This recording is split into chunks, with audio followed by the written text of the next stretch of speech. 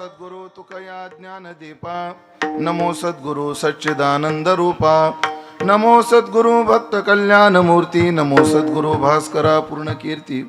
सेवे लागी सेवक झालो तुमच्या लागलो निज चरणा, अहो स्वामी तुकया देवा यावरी न करावा अव्हेर. संपाद ज्ञानंच विदाय भक्तिं विलोकितो येन समाधिराजः.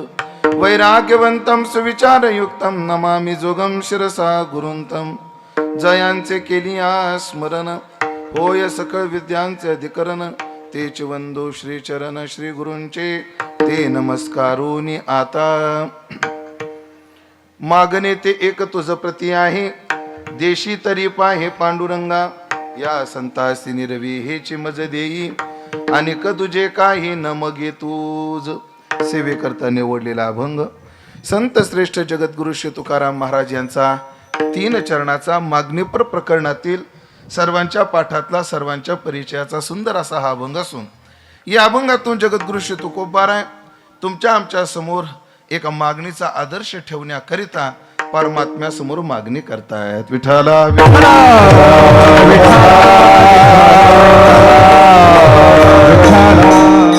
परम पावन आदिशक्ती चौंडेश्वरी मातेच्या दरबारात, भगवान गणेशाच्या पावन दरबारात उपस्थित सर्व भाविक सज्जन, वैष्णव गुणीजन महाराज मंडळी यांच्या पावन सन्माननीय उपस्थितीमध्ये आपल्या उद्योग नगरी म्हणून प्रतिष्ठा प्राप्त असणारा आपल्या मराठवाड्यातील हे गाव वडवणी या पावन शहरात पावन क्षेत्रात साधू संतांच्या आशीर्वादाने परमादरणीय परमश्रद्धेय गुरुवर्य नवनाथजी महाराज चिनके यांच्या प्रेरणेने तथा परमादरणीय परमश्रद्धेय आम्हाला गुरुतुल्य असणारे ज्येष्ठ गुरुबंधू आदरणीय हरिभक्तीपरायण नामदेवजी महाराज लबडे पूज्य महाराजांच्या कुशल मार्गदर्शनाने या भक्ती उत्सवाचं आयोजन याही वर्षी मोठ्या आनंदाने मोठ्या उत्साहाने सर्वांच्या सहकार्याने या ठिकाणी संपन्न होत असताना या उत्सवातील उपांत्य चिंतन सेवा करण्याचं सौभाग्य सर्व उत्सव समिती यांच्या माध्यमातून तथा आदरणीय हरिभक्तीपरायण उत्सवाचे मार्गदर्शक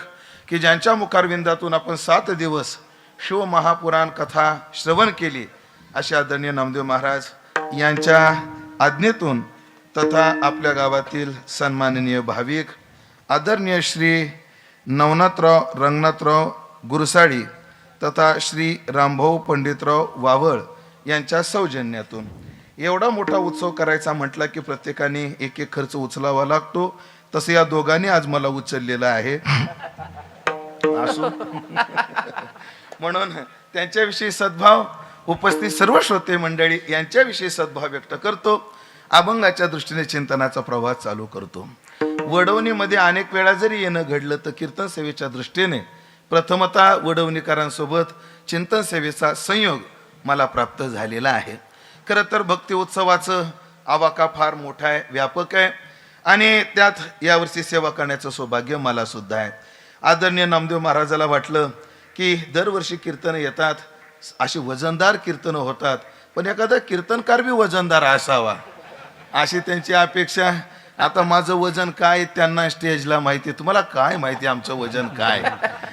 पण आदरणीय महाराजाच्या प्रेमातून आज्ञेतून सेवेचा योग आहे आणि आपल्याकडे उत्सवाच्या उपांत्य दिवशी मागणीपर अभंगाचं चिंतन करण्याचा प्रघात लिखित जरी नसला काय असतं, माणसाच्या वागण्याला 2 प्रकारचा आधार असावा म्हणे. एक तर शास्त्राधार असावा, नाही तर शिष्टाचाराचा आधार असावा. काय काय गोष्टी शास्त्रात नाहीत पण शिष्टाचारामध्ये आलेल्या आहेत. शिष्ट म्हणजे कोण, जे व्यवहारात लय शिष्टाड येतो या अर्थानं नाही.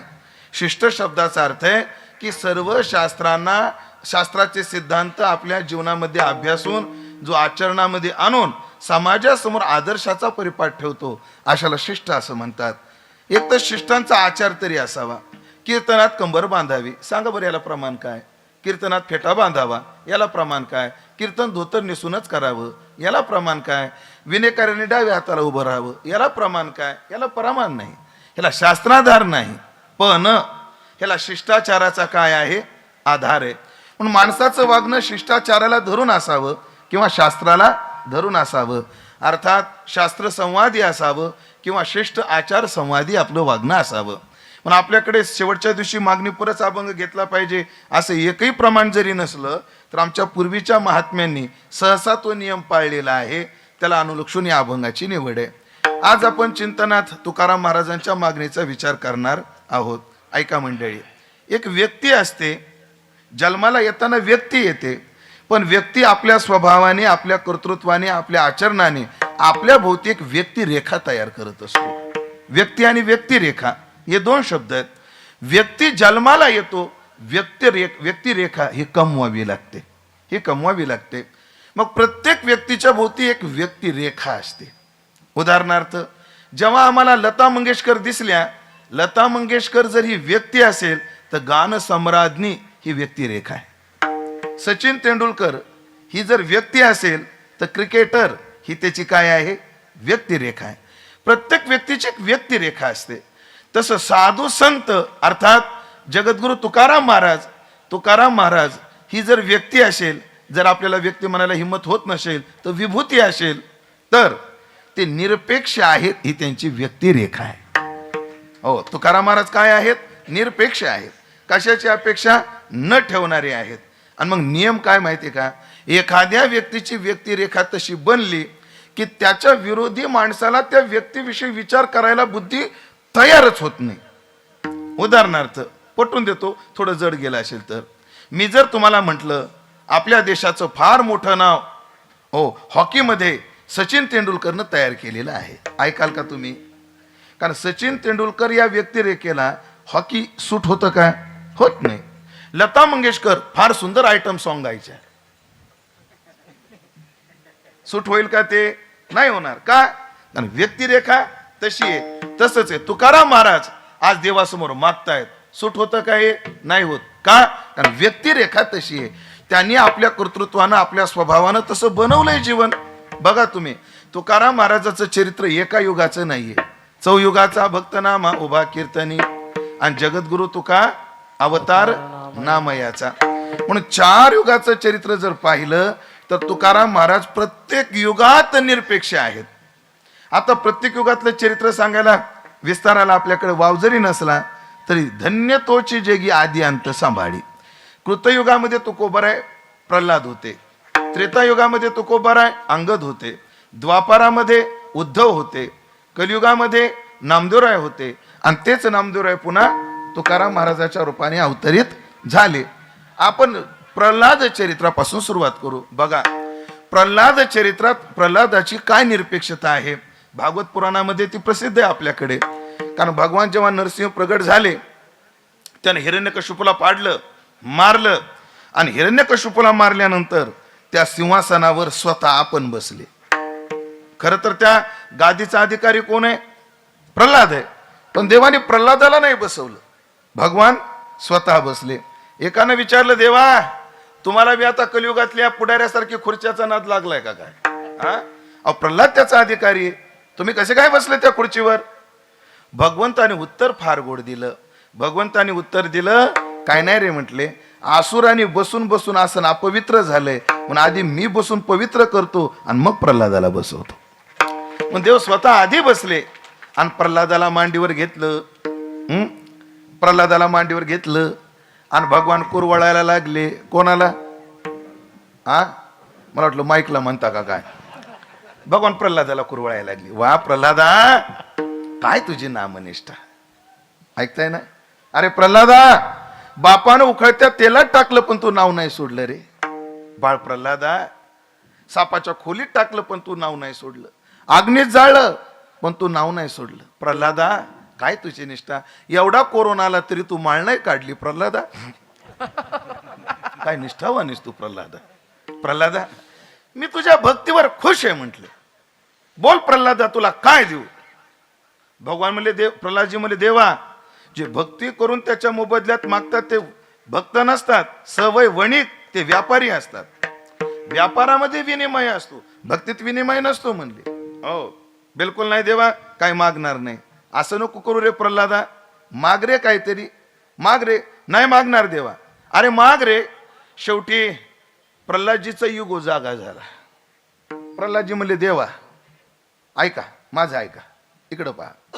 प्रल्हादजी म्हणले, देवा ऐका म्हणले, मी तर तुमच्याकडे काही मागणार नाही, पण एक बोलू का म्हणले, आतापर्यंत भक्त होतो म्हटले, आता या नगरीचा राजा झालोय, तुम्हालाच काय पाहिजे तर मागा. कोण म्हणतात? प्रल्हादजी. शब्दाची थोडी चकमक आहे. अनिरुद्ध महाराज फार गोड आहे. देव म्हणले प्रल्हादा काहीतरी माग रे. प्रल्हादजी म्हणले देवा मी तर काही मागणार नाही, तुलाच काय मागायचं ते माग. देव चतुराचा शिरोमणी. देव म्हणले प्रल्हादा मी मागितलं ते देणार का? देणार देवा, मागून तर बघा. मग एकच दे म्हणले. काय? तू माझ्याकडे काहीतरी मागावं हेच मला दे. देवा शब्दात अडकवताय आणि मला बरं देवा. आता पुन्हा एकदा संवाद सांगतो बरं. रिवर्स टाकल्याशिवाय मजा येत नाही त्यावर चिंतनाला. संवाद कसा आहे? देव म्हणतो प्रल्हादा काहीतरी माग. प्रल्हादजी म्हणतात मी मागणार नाही, तुलाच काही मागायचं तर माग. देव म्हणतात प्रल्हाद तू माझ्याकडे काहीतरी मागावं हेच मला दे. प्रल्हादजी म्हणले देवा तुझ्याकडे मागायची बुद्धी कधीच होऊ नये हेच मला दे. याला म्हणतात प्रल्हादजी, याला म्हणतात निरपेक्षता. ऐकलं का? या भगवत भक्ताची किती निरपेक्षता आहे. एक गोड प्रसंग रामायणातला आहे. धुरा करू का थोडासा? अरे हो लक्षातच नाही माझ्या. शिव महापुराण असल्यामुळे रामायणाचा धुरा कोराय काय घोर नाही. ते लय गोड प्रसंग आहे. रामकिंकरजीचा भाव आहे महाराज रामायणातला. लय गोड भाव आहे. राम दरबार भरला. दक्षिणे लक्ष्मणो यस्य वामे तो जनकात्मजा आणि पुर तो मारुतीर्यस्य. डाव्या हाताला सीता आहे, उजव्या हाताला लक्ष्मण आहे, समोर हनुमंतराय आहेत. आता पहा पूर्ण राम दरबार भरलेला आहे. सगळ्याची नजर रामावर आहे. सगळ्यांची नजर रामावर आहे. रामाची नजर हनुमंतावर आहे आणि हनुमंताची नजर देवाच्या पायाकडे. हात जोडून समोर काय आहे ना ते नमद्राचं प्रमाणे पहा. असो मला आता उपस्थित होय ना. जोडून या कर उभा सन्मुख समोर. अगदी बरोबर. असा समोर आहेत हनुमंतराय. देवाच्या पायाकडे पाहतायत. सगळे देवाकडे पाहतायत. देव हनुमंताकडे पाहतो आणि हनुमंतराय कुठं पाहतात? देवाच्या पायाकडे. याच्यात एक गोड भाव आहे. काय भाव आहे? ज्याला वाटतं देवाने आपल्याकडे पाहावं त्यानं देवाच्या तोंडाकडे पाहू नये, देवाच्या पायाकडे पाहावं. कारण जे देवाच्या पायाकडे पाहतात देव त्याच्याकडेच पाहतो. जे देवाच्या तोंडाकडे पाहतात देव त्यांच्याकडे पाहत नाही. आणि महाराज पायाकडे पाहणं काय तोंडाकडे पाहणं काय फरक आहे? लय फरक आहे. लय फरक आहे. काय फरक आहे? माणूस जेवायला बसला आणि दारात कुत्रा आला. काय म्हटलो मी? माणूस जेवायला बसला आणि दारात कोण आला? कुत्रा आला. मला सांगा कुत्र पायाकडे पाहत का तोंडाकडे पाहत? तुमच्याकडे कुत्र्यांना काय सवय? हा कुत्र तोंडाकडे पाहत का पायाकडे पाहत? कुत्र तोंडाकडेच पाहत.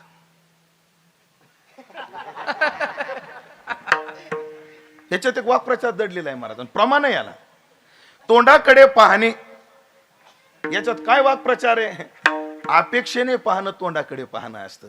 कारण मागण्याची आस पाहे पायाकडे का मुखाकडे? मुखाकडे. ज्याला काहीतरी अपेक्षा आहे ते कुठं पाहत? तोंडाकडे पाहत.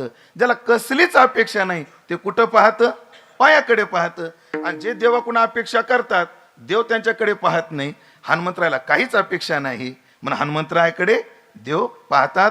उदासीनाच्या लागे तो का म्हणे धावे मागे, काही न मागती देवा त्यांची करू धावे सेवा. पण सगळ्यांना वाटायचं देवाने आमच्याकडे पाहावं आमच्याकडे पाहावं.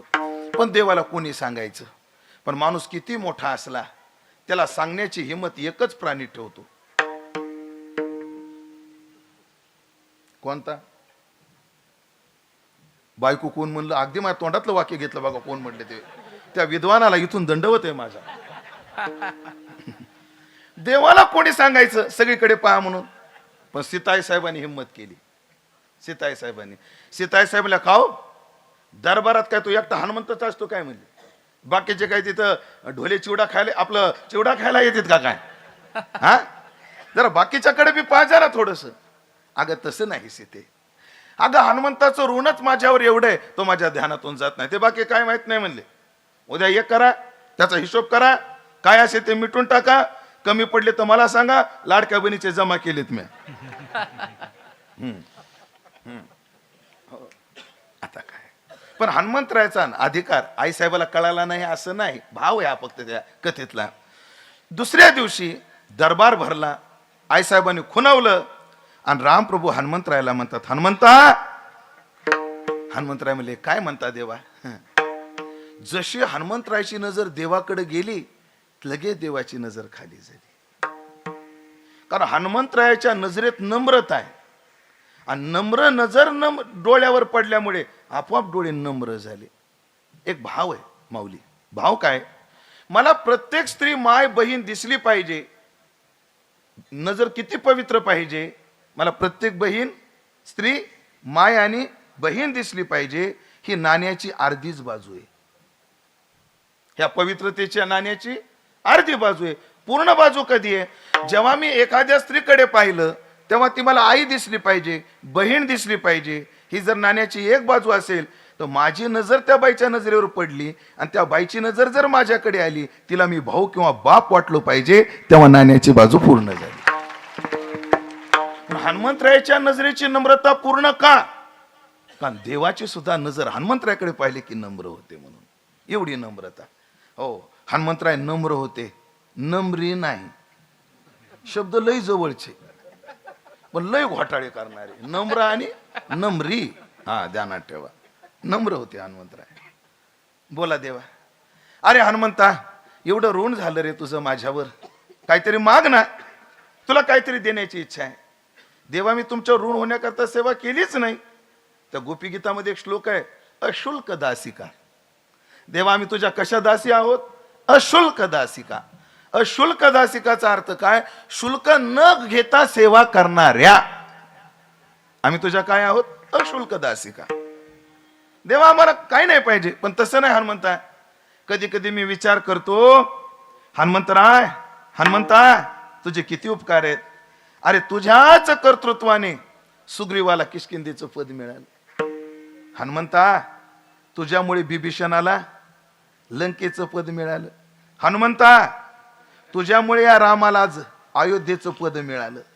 हनुमंता, तुझ्यामुळे बिभीषणाला लंकेचं पद, सुग्रीवाला किष्किंधेचं पद, मला अयोध्येचं पद. आडवाणीजी, आपको क्या मिला? आपलं नाही नाही. हनुमंता, तुला काय मिळालं? ज्यांच्या लक्षात आलं त्यांना धन्यवाद. बाकीच्या लय ताण घ्यायचा नाही. लय ताण घेतला तर माझ्यासारखे वाळून जातात. तुम्ही कशाला ताण घेता? आणि तुम्हाला या व्यासपीठावर या कॅमेऱ्याच्या साक्षीने सांगतो, सध्या बालाजी महाराज महाराष्ट्रातल्या कोण्या श्रोत्यांनी ताण घ्यायचा नाही ऐकायला. श्रोत्यांनी ताण का घ्यायचा नाही? कीर्तनकार सांगायला ताण घ्यायना, तर ऐकणाऱ्याने का गुटोळ घेतले? कीर्तनकार घेतात का ताण? वाऱ्या करायचा, अभ्यास करायचा, काय ताण घ्यायलेत का? नाही, काळजी नका करू. पण हनुमंता, तुला काय मिळालं? आता व्यक्तिरेखा सांगतो मी हनुमंतरायाची, भगवत भक्ताची, निरपेक्षतेची. हनुमंतराय म्हणले, देवा, तुमच्या तिघापेक्षा भाग्यवान पठ्याच आहे म्हणले. कोण म्हणतायत? हनुमंतराय. म्हणजे ऐका म्हणले देवा, ऐका बरं भाऊ. हनुमंतराय म्हणले, देवा, सुग्रीवाला किष्किंधेचं एकच पद मिळालं, बिभीषणाला आपलं लंकेचं एकच पद मिळालं. देवा, तुम्हाला अयोध्येचं एकच पद मिळालं. हा हनुमान एवढा भाग्यवान आहे, ह्याला ही 2 पद मिळाली, ह्याला अजून काय पाहिजे? ह्याला म्हणता परमार्थी मुख्य बीक आणि निरपेक्षता हेची नासिक. हो, म्हणून निरपेक्ष तुकोबारे सुद्धा त्या परंपरेतले. हो, दिलं तरी न घेणार आहेत. आणि मग ही व्यक्तिरेखा आहे. आणि मग ते मागायला कसे प्रवृत्त झाले? व्यक्तिरेखेच्या विरोधी आहे. हे कसं काय? त्याच्याकरता अगदी थोडक्यात 2 भाव सांगणार आहे आणि अभंगात प्रवेश करणार आहे.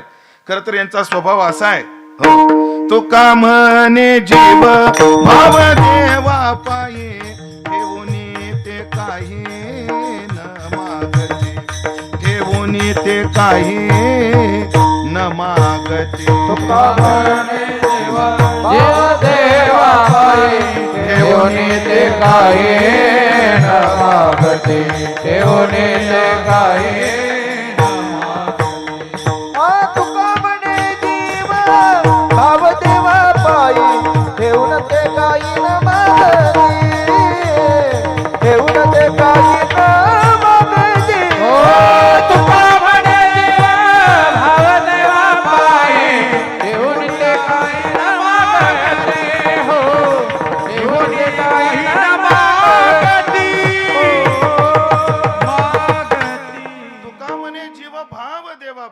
ठेवून ते काही न मागती. हे कसं काय बरं? ऐका मंडळी, कधी कधी व्यक्तीच्या स्वभावात नसतं, पण व्यक्तीला तसं वागावं लागतं. याची कारण काय? स्वभावात नाही, पण तसं काय करावं लागतं? वागावं लागतं. याची कारण काय? याची 2 कारणं आपण आज पाहणार आहोत. मला कारण 2च कारणं का? माझ्याकडे प्रमाण 2 आहेत म्हणून. त्यात मी जी कारणं सांगणार आहेत त्याला काय नामदेव महाराज? प्रमाण आहेत. आणि कीर्तनाच्या व्यासपीठावर उभा असणाऱ्या वक्त्याला प्रमाणा वाचून बोलायला परवानगी नाही. आधारा वाचून काय सांगशील कहाणी. म्हणून 2 कारणं आहेत माझ्याकडे. व्यवहारातही ते आहेत आणि त्या दोन्हीला प्रमाण आहेत. माणसाच्या स्वभावात नसतं, पण माणसाला तसं वागावं लागतं. स्वभाव सोडून माणूस कधी वागतो? कोणाचा तरी आग्रह झाला तर, आणि काहीतरी गरज पडली तर. मग अडवला हरी, कोणाचे पायदरी? गाढवाचे पायदरी. म्हणजे गरज माणसाला स्वभाव सोडायला लावते, आणि कोणाचा आग्रह माणसाला स्वभाव सोडायला लावत असतो. हा नियम आहे साधारणतः. तुम्हाला याला उदाहरण जर द्यायचे ठरले, मगाशीच नाव घेतलं मी, गान सम्राज्ञी लता मंगेशकर. लता दिदीकडे गाणं आलं गाण्याकरता. गाणं सगळ्याला माहिती. गाणे मैं का करू राम मुझे बुढ़ा मिल गया. हा हा हा, एक नंबर. हे गाणं लता दिदीला गाण्याकरता आलं. लता दिदीने जेव्हा हे गाणं संगीतकाराकडून समजून घेतलं, ऐकलं, हे गाणं गायला लता दिदीने साफ नकार दिला. हे म्हणली असले गाणे गात नाही म्हणली. काही गायला मी काय कीर्तनकार आहे का? असं लता दिदी म्हणल्या. तू माझ्या नावावर शिकू नका. लता दिदी म्हणली असं काय गायला मी कोणी आहे का? आणि केवळ ते गाणं रेकॉर्ड न झाल्यामुळे ते पिक्चर रिलीज व्हायला अंतर जायला लागला. मग त्याचा जो प्रोड्युसर होता, त्याचा डायरेक्टर, सगळेच म्हटले एवढा वेळ पिक्चर तयार होऊन पडणं योग्य नाही. माल तयार झाला की खपला पाहिजे. आता संस्था सुटून 10 वर्ष झाली, मालच खपना, जड जातो महाराज. खपला पाहिजे ना माल. आणि लता दीदी ते गाणं काय गायणार? शेवटी R.D. बर्मन गेले आणि लता दीदीला आग्रह धरला, अरे लता जी ऐसा कुछ भी नहीं है, उसमें थोड़ा सा कॉमेडी है, ऐसा कुछ भी नहीं है, कॉमेडी गा लो. आणि केवळ R.D. बर्मन यांच्या आग्रहापोटी लता दीदीने ते गाणं गायलं. स्वभावात आहे का? नाही. का गायलं? आग्रहापोटी. कधी कधी आग्रह नसतो, पण गरज असते तसं वागण्याची. तसं वागण्याची काय असते? गरज असते. याला उदाहरण नाथाचं आहे. हो, तुम्हाला सगळ्याला मग एक ब्राह्मण भिक्षा मागायला आला. पैठणमध्ये एक ओटा आहे, त्या ओट्याचं नाव कुचर ओटा आहे. तसा ओटा प्रत्येक गावात आहे, फक्त पाटी पैठणमध्ये लावलेली आहे. नाही तर ओटा प्रत्येक गावात आहे. वैकुंठवासी जगन्नाथ अण्णा म्हणायचे, निष्काम कर्मयोग्याचं दर्शन त्या वट्यावर होतं म्हणायचं. हा, कर्मण्य व अधिकार रस्ते मा फलेशु कदाचन, तैसा कर्तृत्वाचा मधु कर्म फलाचा आस्वादू, या दोही ते नाम बंधू कर्माचा की, या दोन्ही ज्यांनी टाकून दिल्या. असे कायन मनसा बुद्ध्या, निष्काम कर्मयोगाचं वर्णन आहे. कायन मनसा बुद्ध्या केवल ही इंद्रिये रपी योगिना कर्म कुर्वंती, पण संगम त्यक्त्वा आत्मशुद्धये, आत्मशुद्धये. पण ते तरी आत्मशुद्धी करतात तरी, पण या निष्काम कर्मयोगाला कोणतीच अपेक्षा नाही. त्या ब्राह्मणाला विचारलं, का रे काय पाहिजे? 200 रुपये. कशाला? पोराची मुंज आहे. दिले म्हणले. अहो तुम्ही अय म्हणले, आमच्या कपड्यावर जाऊ नको तू. जरी एकट्याला रेटलं नाही, आम्ही वर्गणी करून देऊ. मला तो काळ चांगला का हा काळ चांगला? तर मला वाटतं हा चांगला. का चांगला? कारण त्या काळात किती मूर्ख माणसं होते, वर्गणी करून साधूला छळायचे. वर्गणी करून वर्गणी केली, पण कशा करता? साधूला छळण्याकरता. म्हणे काय काम आहे? काय नाही, आमच्या गावात एक लय शांती ब्रह्म म्हणून फिरतो म्हणे, त्याला राग आला पाहिजे असं काहीतरी करतो म्हटले. आणि सगळ्याला उपाय माहिती आहेत. शेवटचा उपाय त्याने गिरिजाई साहेबाच्या पाठीवरच उडी टाकली. आणि शांती ब्रह्म म्हटले, अहो ऐकलं का? ब्राह्मण काका तुमच्या पाठीवर बसले, पडतील बरं. त्या गिरिजा देवी होत्या. त्यामुळे काळजी नसावी म्हटले. हरिपंडिताला कडेवर घेऊन वाढायची सवय आहे. जे ब्राह्मण खाली उतरला आणि हंबरडा फोडून रडायला लागला. नाथाने विचारलं रडायला काय झालं? म्हणजे एवढंच माध्यम होतं माझ्या पोराची मुंज होण्याचं, ते तुम्ही घालवलं. म्हणजे सगळा प्रकार सांगितला. नाथ महाराज म्हणले मग याच्यात काय अवघड आहे? हे मला पहिल्या दिवशी सांगायचं ना तू, मी पहिल्या दिवशीच रागवलो असतो. म्हणजे फक्त तू पुढं पळ, मी काठी घेऊन मागं लागतो म्हणले. मग तो ब्राह्मण पुढं पळायला लागला आणि नाथ महाराज पाठीमागं काठी घेऊन. आता नाथाला कशा शिव्या येतात हे हरिपाठ वाचणाऱ्यांना माहिताचे. जाऊ द्या, मला नाही बोलायचं जास्त. नाथ महाराज मागं लागले. पुढं काय झालं देवा शपथ आपल्याला माहित नाही. फार लबडे भावाचा फोन येऊ लागल्यामुळे मी इकडे निघून आलो. पुढचं आपल्याला माहित नाही काय झालं. पण याच्यात भाव काय? रागवणं नाथांचा काय नाहीये, स्वभाव नाही. पण त्या पुढच्या व्यक्तीच्या गरजेपोटी आग्रह आणि गरज माणसाला मागायला प्रवृत्त करते. तसं तुकाराम महाराज निरपेक्ष आहेत, ही व्यक्तिरेखा आहे, पण आज मागायला प्रवृत्त आहेत. पण का मागतात? आग्रहापोटी आणि गरजेपोटी. आग्रह काय कोणाचा आहे? आग्रह देवाचा आहे. मनसे काही मागा मागा, मनसे काही मागा मनसे काही मागा मनसे काही मागा हेची देगा पांडुरंगा, हेची देगा पांडुरंगा, हेची देगा पांडुरंगा, हेची देगा पांडुरंगा. मनसे काही मागा मागा, मनसे काही मागा. हेची देगा पांडुरंगा, हेची देगा पांडुरंगा, हेची देगा पांडुरंगा, हेची देगा पांडुरंगा. मनसे काही मागा मनसे काही मागा मनसे काही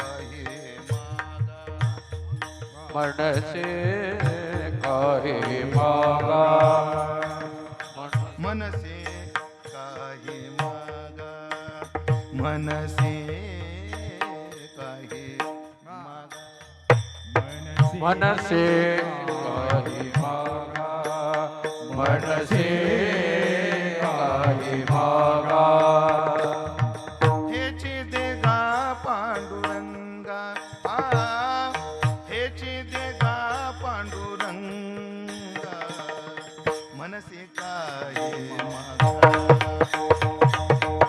मनसे काही मागा. हेची देगा पांडुरंगा, हेची देगा पांडुरंगा. मनसे काही मागा मनसे काही मागा. मनसे काही मागा मागा. फक्त आग्रह आहे. देवाचा आग्रह. मग देवाचा आग्रह झाला म्हणून मागायला प्रवृत्त होतात. आणि दुसरी गोष्ट, तुकाराम महाराजाला मागण्याची गरज नाही, पण मार्गे अंधा सरिसा देखना ही चाले जैसा. ज्ञानोबराय म्हटले देखे विश्वाद मार्गाधारे वर्तावे, विश्व हे मोहरे लावावे, अलौकिक नुहावे लोकाप्रती. कारण का? समाजाला शिकवण्याची फार गरज आहे. तुम्हाला एक वाक्य वापरलं तर वाईट नाही वाटायचं ना? ओ वडवणीकर, नाही ना वाटायचं? वाटलं तर काय करता? विरोधाचा भाग आहे. मी केवळ तुम्हालाच धरून नाही, याच्या यावत जीवाला धरून बोलतो. आम्हाला मागण्याचा अधिकार आहे, पण मागण्याची अक्कल नाही. अक्कल नाही. आमच्या गावात येऊन आमची अक्कल काढताय. अहो, आपल्याला खरंच अक्कल नाही. मग आपल्याला मागायची अक्कल नाही, आपल्याला यावी म्हणून संत काय करतात? मागून दाखवतो. नाही नाही नाही नाही, ते नंतर बोलू. आम्हाला अक्कल कशी नाही ते पटवून द्या आधी. पटवून देतो. ऐका, तरुण पोरांना डोळ्यासमोर ठेवून उदाहरण देतो मी. ऐका मुलांना, तुमच्यातला एक पोरगा जम्मू काश्मीरला गेला. कुठे गेला? जम्मू काश्मीरला. फिरून आला. आल्याबरोबर मित्रांना गराडा घातला. कुठे गेला होता? जम्मू काश्मीरला. काय काय पाहिलं? आहा, आकाशाचं चुंबन घेणारे ते चिनार वृक्ष पाहिले, ते चष्मिश गार्डन पाहिलं, तो परिमल पाहिला, सफरचंदाचे बगीचे पाहिले, केशराचे मळे पाहिले. खरंच रे, पृथ्वीवरचा स्वर्ग एक नंबर पाहिलं. लगेच पोरं दुसरा प्रश्न विचारत, मग काय आणलं? काश्मीरला गेल्यामुळे प्रश्न पडला पोरांना. तो जर गोव्याला गेला असता तर प्रश्न पडलाच नसता. तो गेला कुठं? काश्मीरला. मग पोरांना प्रश्न पडला, तू येताना काय आणलं? ते मला काय नाही, 2 किलो कांदे 4 किलो बटाटे घेऊन आलोय म्हणला. तुम्हाला शान म्हणाल का बेअक्कल म्हणाल? गेला कुठं आणि आणले काय? कांदे आणि बटाटे. वडवणीत भेटत नाही. मग जे वडवणीत भेटत ते काश्मीर आणण्यात काय शहाणपण आहे? मग काश्मीरहून काय आणायचं? जे वडवणीत भेटत नाही ते. तसं वडवणीत भेटत नाही असं काहीच नाही, पण सांगायला लागलो. वडवणे म्हणजे जे भेटत नाही ते. काश्मीरला गेल्यावर काय आणावं? 1 नंबरची श्वाला आणावी, प्युअर केशर मिळतं ते आणावा, मामरा जातीचा बदाम मिळतो तो आणावा, नुसतं दाबलं तरी तेल गळल असे अक्रोड भेटतात, अक्रोड आणावे, गांजालाही भारी भेटतो तिथे, पण तो काय आणू नये, गरजच नाही आपल्याला त्याची. म्हणजे मला सांगायचे काय, काश्मीरहून काय आणावं? जे वडवणीत भेटत नाही ते. जे वडवणीमध्ये भेटतं ते काश्मीरहून आणण्यास शहाणपणा नाही. मग लक्ष देऊन ऐका ना, जे जीवाला संसारात प्रारब्धाने आणि प्रयत्नाने मिळतं ते देवाजवळ मागून काय फायदा? जे संसारात मिळत नाही ते देवाजवळ मागावं. आणि संसारात काय मिळत नाही, आपण देवाकडे काय मागतो? वाढावे संतान, गृही व्हावे धनधान्य, ह्याच्याशिवाय म्हणजे काय? जगण्यापुरतच मागतो ना. तुकोबरायचं प्रमाण आहे, हो, कल्पतरू झाला देता आणि ते पोटाचा मागता. जीवाची धाव पोटाच्या पुढे जातच नाही महाराज. माणसाला कोण्याही काळात, कोण्या युगात, कोणालाही पोटाचा प्रश्न सुटला नाही. कोणालाच पोटाचा प्रश्न सुटला नाही. कोणाला पोटाचा प्रश्न सुटला नाही. कोणाला सुटलेल्या पोटाचा प्रश्न सुटला नाही. प्रश्न शिल्लकच आहे पोटाचा, प्रश्न शिल्लकच आहे. म्हणून जीव देवाकडे काय मागतो? जगण्याकरता. आणि माणसाला जगायला काय लागतं? मोजा, अन्न, वस्त्र, निवारा, मोबाईल आणि चार्जर. ह्याच्यापेक्षा वेगळं जीवाला जगायला काय लागतं? आणि जीव देवाला मागून मागून काय मागतो? देवा असा सप्ताह येऊ दे, काल याला आयफोन आला पाहिजे. असो, तात्पर्य काय? जीव संसारात जे मिळतं तेच देवाकडे मागत बसतो. म्हणून अक्कल नाही. मग देवाजवळ काय मागावं? जे संसारात मिळत नाही ते. म्हणून जगद्गुरु तुकोबाराय आज देवाच्या आग्रहापोटी आणि तुमच्या आमच्या गरजेपोटी मागतायत. आता 2 वाक्यात अभंगात प्रवेश करू आपण. 2च वाक्य. माणसाला जेव्हा गरज नसते ना, आग्रह होतो ना महाराज, तेव्हा माणूस काय मागतो? आवडीचं मागतो. उदाहरणार्थ, आम्ही जेवायला बसलो, तेवढ्यामध्ये एक व्यक्ती आली.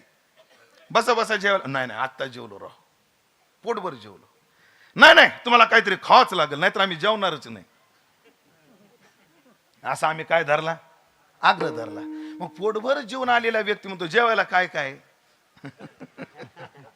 काय पुरणपोळी आहे, तिळाची पोळी आहे, भजे आहेत, पापडी आहे, गावरान तुपन दूध आहे, कढी आहे, हरभऱ्याची भाजी आहे, वांग्याची भाजी आहे.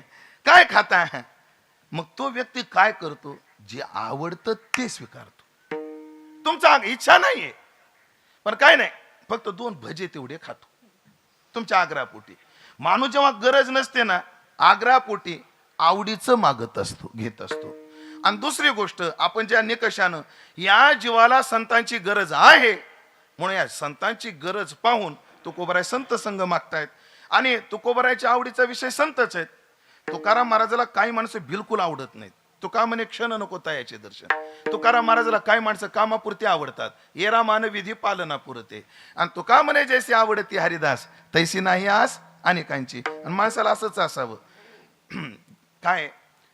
शब्दा नाही धीर, ज्याची बुद्धी नाही स्थिर त्याचे न व्हावे दर्शन. ज्याच्या शब्दाला धैर्य नाही आणि बुद्धीला स्थैर्य नाही अशी माणसं आवडू नये. दुसरा विषय, पाहुणे रावणे कामापुरती आवडावे, लय आवडू नये. हे पाहुणे रावण्यात लय रमायचं नाही महाराज, लय अवघड असते ते पाहुणे रावणे. मला अनुभव आहे महाराज.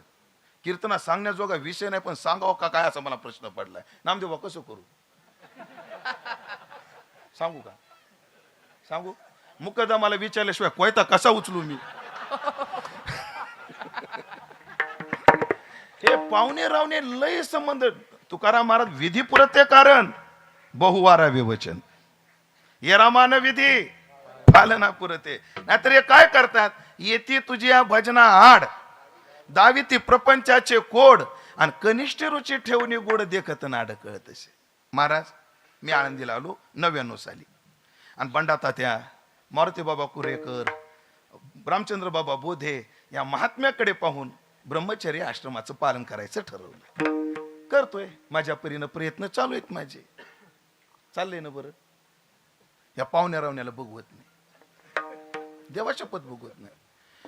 गेल्या महिन्यात आमच्या एका पाहुण्याने मला सोयरी काढली. आता तुम्हाला काय सांगू मी मगाशीच म्हणलं कीर्तना सांगण्याजोगं नाही. गेल्या महिन्यात मला सोयरी काढली. त्याला मला अहो पाहुणे माझं वय 43 आहे, तुम्हाला शोभत का आता हे बोलायला? म्हणजे तिचं 39 आहे. म्हणजे का जरा बॅग केले काय म्हणलं? अरे माझं वजन 105 आहे, तिचं बी 98 आहे म्हणजे जवळजवळ. त्यामुळे तो सकाळी पाय घसरला, डोक्यावर पडला आणि मग गाठ पडली का? अक्कल आहे का रे तुला मला बोलायची? अरे मी महाराज आहे, ती बी महाराज आहे. उठ बोलाय हे लय म्हणून विधी पुरते कारण बहु नाही बोलो फार बैसो जनामधी, सावधान बुद्धी इंद्रिय दमी, नाही निघो आपल्या घरा, बाहेर लागू नये वारा, बहु बोलणे ते सारा, संग दुसरा वर्जावा. ओ अजून महाराजांनी आम्हाला सांगितलं, जनमित्र होई सकाळांचा, अशुभ न बोलावी वाचा, संग न करावा दुर्जनाचा, करी संताचा सायास. म्हणजे पाहुणे रावणे लय भेटू नये. आणि खरंच आहे महाराज, लय भेटलं डोकं उठतो, अवघड येते. तुमचं नाव काय भाऊ? कालिदास भाऊ. तुम्हाला जावाई आहेत? खरं सांगायचं, जावाई किती दिवस राहिलेला आवडतो? हा जास्त राहिलेला? तेच अवघड होतं. होत आहे का नाही कालिदास भाऊ? मला तेच म्हणायचं होतं. अवघड होते म्हणजे पाहुणे रावणे नाही लय. मग तुकाराम महाराज म्हणतात, तुका म्हणे जैसे आवडती हरिदास. पण आग्रह असल्यामुळे आणि जीवाला सुद्धा संतांची गरज असल्यामुळे तुकाराम महाराज मागायला प्रवृत्त झाले. पण एक सांगू का, मोठी माणसं किती खाली आले, आपला बाणा जाऊ देत नाही. विठ्ठल बाबा गुलींचं एक वाक्य महाराज, बुवा आपल्या वागण्यामध्ये बाणेदारपणा पाहिजे बुवा, याचं पैसा नसावं बुवा आपण. हो हे पुष्पा कधी म्हणला असेल, पण आमचे बाबा तेव्हाच म्हणायचे झुकेगा नाही साला. पाहिजेच महाराज स्वाभिमान. एक सांगू का, वारकरी नम्र पाहिजे पण लाचार नाही पाहिजे. वा वा. नम्र असलं पाहिजे. कोणालाही नमस्कार, राजकीय पुरुष येऊ त्याचा आदर करा, कोणी येऊ आदर करायचा. नम्रता, लाचारी नाही, लाचारी नाही. मग तू को बरा बाणेदार स्वभाव आहे. आपला बाणा आबाधित ठेवून जरी देवाचा आग्रह असला तरी, ऐकताय ना, समाजाची गरज असली तरी आपला बाणा आबाधित ठेवून तुकाराम महाराज मागायला प्रवृत्त झाले. आणि तुकाराम महाराजाच्या स्वभावाचे 3 बाणे हृदयात धरून तुकाराम महाराज मागायला प्रवृत्त झाले. मागणी दुसऱ्या चरणात आहे, पण स्वभावाचा बाणेदारपणा अभंगाच्या पहिल्या. मागणे ते तुझ प्रति आहे, मागणे ते तुझ प्रति आहे, मागणे ते तुझ प्रति आहे, मागणे ते तुझ प्रति आहे, मागणे ते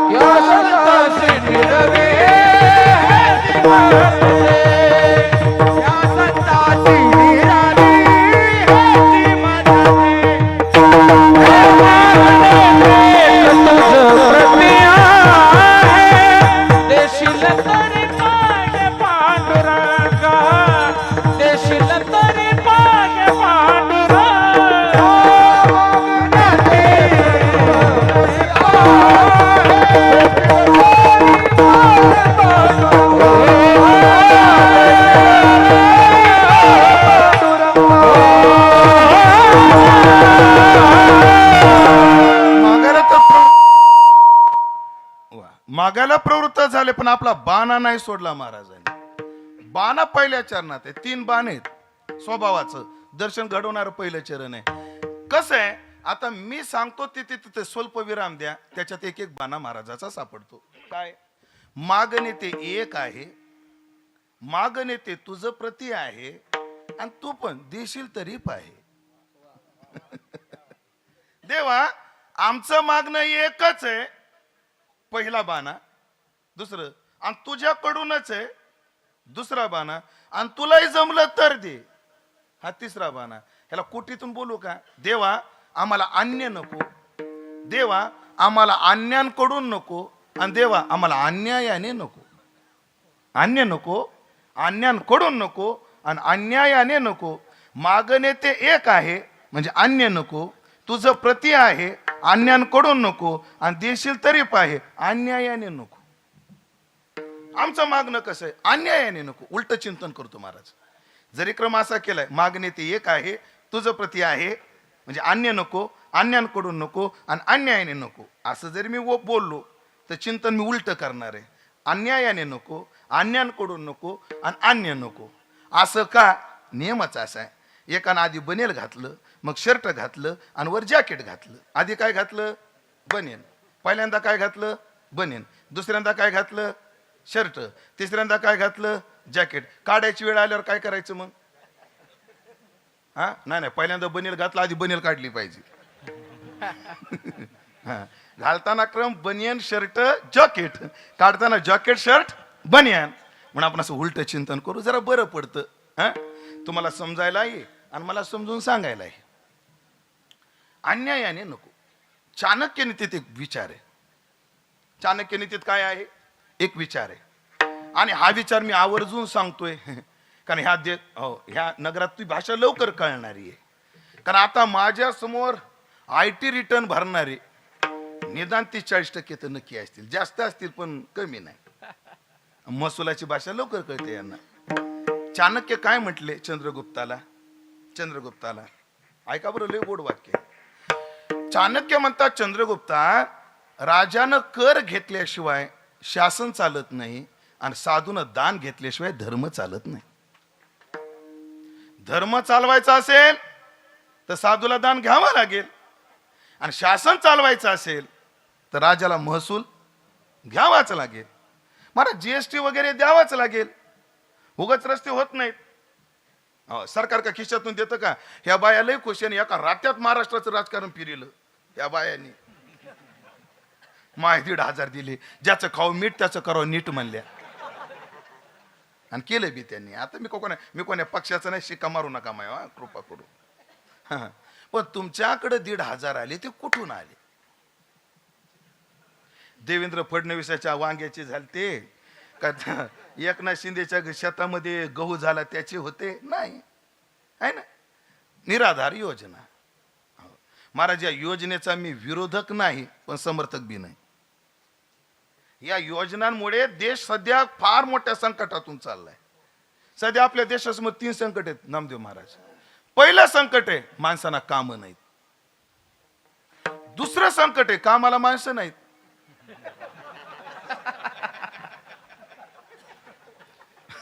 बालाजी, तिसरं लय कठीण आहे. आणि जी माणसं भेटतात ती कामाची नाहीत. एवढी अडचण.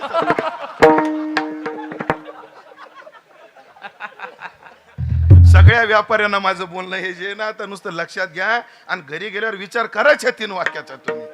माणसांना काम नाहीत, कामाला माणसं नाहीत, आणि जी माणसं भेटतात ती काही कामाची नाही. अशी घेत ह्या योजना चालतात. कशावरून चालतात महाराज? देशाचे विकास कामं होतात. कशावरून चालतात? महसूल. आणि राजानं कर घेतलाच पाहिजे. हो, आता आमच्या नामदेव महाराजांनी 10 गुंठे पंढरपूर आळंदीत जागा झाली. हो, कारण त्या 10 गुंठ्यात आता त्यांना सिमेंट टँक टाकायचं आणि पवायचे. तुम्ही आल्यानंतर तुम्हालाच पिशव्या टेकायसाठी सोय करायची आहे ना. पंढरपूरची मठाची अजून जागा वाढवली. तुम्ही जेव्हा सगळी वारकरी प्रेमाची मंडळी येतात तेव्हा कुठं भजन कीर्तन करणार? महाराज, पंढरपुरात आणि आळंदीत मठाची काय गरज आहे हे कधी कळतं? वारीत पाऊस आल्यावर कळतं. महाराज, लोक निवाऱ्याला मागच्या आषाढीला मुत्र्यामध्ये रात्रात काढली लोकांनी, मुत्रीत. बाकी तर सोडा. मग हे जर कार्य चालायचं असेल तर दान घ्यावं लागेल का नाही साधूला? साधूनं दान घेतल्याशिवाय धर्म चालत नाही. आणि राजानं कर घेतल्याशिवाय शासन चालत नाही चंद्रगुप्ता. पण ऐक ऐक, साधूनं दान घ्यावं, राजानं कर घ्यावा, पण कसा घ्यावा? जसा भुंगा फुलातला मकरंद घेतो, फुलाला कळतही नाही तसा घ्यावा. कर कसा वसूल करावा लोकाला कळाले नाही पाहिजे कधी कर घेतला. आणि दान कसं घेतलं पाहिजे लोकाला कळालंही नाही पाहिजे दान कधी घेतलं म्हणून. ही सहजता पाहिजे. कोणाला बळजबरी नसावी. मग देवा तुला माझी बळजबरी नाही, पाहे देशील तरी पाहे. तुला विचार करायला रात्र आहे, काला उद्या आहे देवा. तुला रात्रभर विचार करायला वेळ आहे. अन्यायानं नको बाबा. हो, नाहीतर लय अवघड आहे. दाट्याने मागत्याशी धर्मनीती तरी बोलिली ऐशी, यथानुशक्ती ठाकेल तैशी. नाही तर बाधी दोघाशी विनमुखता. हो, नाहीतर लोकात गेल्यावर हुशारक्या मारायच्या, एकटा करणार. आणि मागा गेलो लय अवघड. सांगू एक 2 मिनिटं जातील मारत. लय भारी उदाहरण आहे, लोईच गोडे. सांगू का? विचारण्याचं कारण आहे तुम्हाला, ह्या उदाहरणाची फी वेगळी आहे.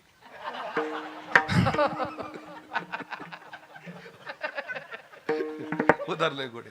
एका गावात मंदिराचं काम चालू. बरं, मंदिराचं काम चालू, पण काम पिकअपच घ्यायना. म्हणून लोक बोलले, अहो महाराज तुम्ही चला लोकाला प्रबोधन करा. बघा आला तर आलाय, लोकाला झाली तर झाली बुद्धी. महाराजांनी दानाचं महत्व सांगितलं. मग काय प्रतिष्ठित लोक असे स्टेजवर बसले होते, हे समाज पुढे बसलेला होता. आणि मग सांगितलं महाराजांनी दानाचं महत्व. लगेच लोक म्हणायला लागले, महाराज 25,000. हे नाव लिहून घ्या रे. महाराज 50,000. आमके आमके आमके 50,000. आकडे यायला चालू झाले. त्या व्यासपीठावर एक बसलेलं होतं. त्याला महाराज आपले 5 लाख. किती? 5. हा, तुमचं नाव सांगा ना. आपण नाव कुठं शिव देत नाही. ऐका मंडळी, आता एका भाविकाने आपल्या मंदिराकरता 5 लाख दिले. 5 आणि बिननावी पुन्हा. लोकांनी कडकड टाळ्या वाजल्या. हे मला महाराज फक्त एवढं म्हणा, ज्यानं दिले ते स्टेजवर बसलेला आहे. महाराज म्हणले, अरे तू नाव सांग ना, एवढा ताण कायला देतो मला? नाही नाही, आपण नाव कुठे शिव देत नाही. ज्याने 5 लाख दिले ते आता स्टेजवर आहेत. पुन्हा लोकांनी टाळ्या वाजल्या. म्हणजे महाराज फक्त मला स्टेजच्या उजव्या बाजूला आहेत. अरे तू नाव सांग रे त्याच्यापेक्षा. नाही नाही, आपण नाव कुठे शिव देत नाही. ज्याने 5 लाख दिले आता ते उजव्या बाजूला आहेत. म्हणजे महाराज फक्त एक मला 3 नंबरच्या खुर्चीवर बसलेले आहेत. अरे तू नाव सांग ना त्याच्यापेक्षा. नाही, आपण नाव कुठे शिव देत नाही. ज्यांनी 5 लाख दिले ते स्टेजवर आहेत, उजव्या बाजूला आहेत आणि 3ऱ्या खुर्चीवर आहेत. लोकांच्या लक्षात आलं, टाळ्या वाजवल्या. मंदिराचं काम चालू झालं. पैशाची अडचण आली. कार्यकर्ते गेले, साहेब आपण ते बोलले. हो म्हणले, आपण ते बोलणारच होतो, देणारच आहेत, वादच नाही. चेक दिला पण बँकेत वाटलाच नाही. ते मॅनेजर अडचण काय म्हणा, मोठा माणूस आहे, बँक बॅलन्स म्हणे आहे ना, मग चेक वाटत का नाही? म्हणजे त्याने सहीच केली नाही. ते परत अहो साहेब त्याच्यावर सही राहिली, आपण नाव कुठेच येऊ देत नाहीत म्हणले. आपण नाव कुठंच येऊ देत नाही. म्हणून एक आहे, भावने शब्द देऊ नये. भावना निर्माण झाली लगेच शब्द देऊ नये. 17 वेळा विचार करावा. नाहीतर लटकी ग्वाही सभे आत आणि देता पतिता आगळा.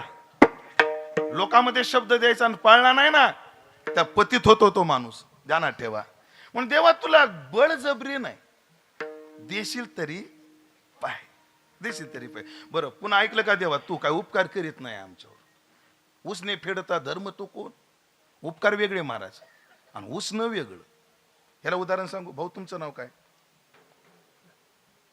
2 मिनिटं बोलू तुमच्याशी. विशाल भाऊ. विशाल भाऊ, माझ्याशी 2 मिनिटं बोलायचंय तुम्हाला. बोलता ना? खरं सांगा विशाल भाऊ, तुम्हाला गेल्या वर्षी अडचण आली होती का नाही? हो म्हणा फक्त. तुम्हाला हो म्हणायला काय जाते, फक्त आली होती. तुम्हाला फोन केला होता का नाही? हो म्हणा. हो हो. मला 5 लाख मागितले का नाही तुम्ही? हो म्हणा. हो फक्त तुम्ही घाबरू नका. मी अडचणीत आणत नाही तुम्हाला, फक्त हो म्हणा तुम्ही. विशाल भाऊ, मागितले का नाही मला 5 लाख रुपये? तुम्ही मागितले, पण तुमचा व्यवहार चांगला असल्यामुळे तुम्ही 2 महिन्यात माझे परत केले का नाही? आता लय पटकन हो म्हणले होते. झाले पटकन हो म्हणले. दिले, काय हरकत नाही. ऐका, विशाल भाऊना अडचण होती, मी 5 लाख दिले. विशाल भाऊनं परत दिले. उपकार फिटले का उसनं फिटले? उपकार नाही फिटले महाराज. हे काय उसनं फिटलं, उपकार नाही फिटले. उपकार कधी फिटतील? जेव्हा मी अडचणीत येईल तेव्हा त्यांनी काय केली पाहिजे. तुमचं काय मत आहे सोपान काका? मी अडचणीत आलो त्यांनी मला पैशाची मदत केली पाहिजे का नाही? योगेश महाराज तुमचं काय मत आहे? माऊली, नामदेव बुवा, ऐका ना. विशाल भाऊ ऐका ना, ऐका ना, माझ्याकडे बघा ना तुम्ही 2 मिनिटं. उपकार फेडायची संधी आली राव तुमच्याकडे. सध्या लय अडचणीत आहे मी, काय करताय तेवढं सांगा मला. उसनं वेगळं आणि उपकार वेगळे. देवा तू आम्हाला संत संग देतोय काय? उपकार नाही करत आमच्यावर. उसने फेडिता तो धर्म कोण? अरे उसनं आहे ते. म्हणून तू अन्याय ना असं आडे वेडे घेऊन करू नको वा. देशील तरी पाहे. आता त्याच्या मागचं तुझं प्रती आहे, दुसऱ्याकडे नाही, तुझ्याकडे. तुझ्याकडंच का? महाराज नाथाने एवढं गोड समजावून सांगितलं, आम्ही देवाकडेच का मागतो? देवा आम्ही तुझ्याकडेच का मागतो? याची नाथाने एवढी गोड गोड कारण सांगितली. नाथ महाराज म्हणतात, दाते बहुत असती परी न देते साचार. ऐका, पहिला मुद्दा, दाते बहुत असती परी न देते साचार. माग त्याची आशा थोर तेने न घडे विचार. सम घेणे सम देणे या नाही प्रकार. लाजिरवाने जिने दोघाचे धर्म अवघा सार. तैसा नव्हे दाता माझा जनार्दन उदार. नाथ महाराज म्हणले, माझा दाता तैसा नव्हे, माझा जनार्दन दाता तसा नाहीये म्हणले. म्हण कसा? जगात दाते खूप आहेत, दाते बहुत असती. मला सांगा, देणारे जास्त आहेत का मागणारे जास्त आहेत? हा, काहीतरी चुकतंय तुमचं.